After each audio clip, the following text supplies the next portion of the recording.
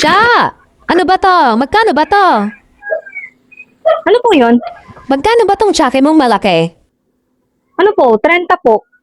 100 yung pera ng anak ko. Magkano ba yung sinukli mo? 70. Oh, ayan o. Tingnan mo kung 70 yan. May pa-plastic-plastic ka pa. Dalawang Kulang. 20 tsaka tatlong 10, buong 10. Tatlong 10 lang yan. Tapos isang 20. Oh, paano naging 70 yan? Tinanong niyo na po ba yung anak niyo? Tatanungin ko pa ba, naka-plastic na yung sukling inabot sa akin? Oh, nakita mo naman, di ba? Kasi 70 po talaga yung sinukli ko. Eh bakit 50 halang yan? Ay, ayan, anak niyo po ba yan? Ayo, ito nga yung anak kong bumili kanina. O, ayang piatos, tinanong niyo po kung saan niya binili.